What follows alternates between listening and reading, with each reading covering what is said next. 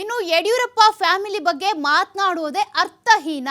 ಸೈಕಲ್ನಲ್ಲಿ ಸುತ್ತಾಡಿ ಕಟ್ಟಿದ ಫಲವಾಗಿ ಪಕ್ಷ ಈಗ ಬಲಿಷ್ಠವಾಗಿದೆ. ಬಿಎಸ್ವೈ ಕುತ್ತಿಗೆ ಹಿಸುಕ್ತಿದ್ದಾರೋ ಇಲ್ವೋ, ಎತ್ತರಕ್ಕೆ ಬೆಳೆಸಿದ್ದಾರೋ ಅಥವಾ ಚುನಾವಣೆ ಮುಗಿದ ಬಳಿಕ ಇದೆಲ್ಲವೂ ಕೂಡ ಗೊತ್ತಾಗುತ್ತೆ ಅಂತ ವಿಜಯೇಂದ್ರ ಅವರು ಹೇಳಿದ್ದಾರೆ.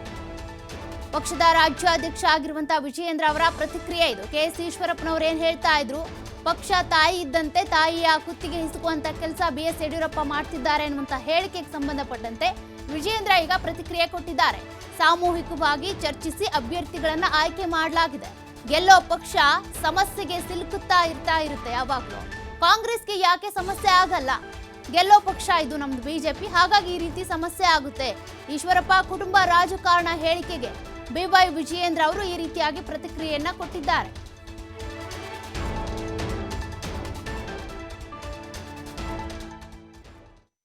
ಅಂತ ಹೇಳಿದ್ರೆ ಲಕ್ಷಾಂತರ ಕಾರ್ಯಕರ್ತರ ಒಂದು ಶ್ರಮ ಇದೆ, ಪಕ್ಷದ ಹಿರಿಯರ ಒಂದು ಅವಿರತ ಹೋರಾಟ ಇದೆ.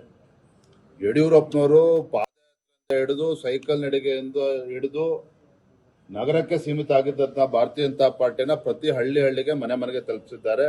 ಅದರ ಪರಿಣಾಮ ಇವತ್ತು ಭಾರತೀಯ ಜನತಾ ಪಾರ್ಟಿ ಇಷ್ಟು ಒಂದು ಸದೃಢ ಆಗಿರ್ತಕ್ಕಂಥ ಒಂದು ಶಕ್ತಿ ಹೊತ್ತು ಭದ್ರ ಬುನಾದಿ ಹೊತ್ತು ಭಾರತೀಯ ಜನತಾ ಪಾರ್ಟಿ ಸಿಕ್ಕಿದೆ.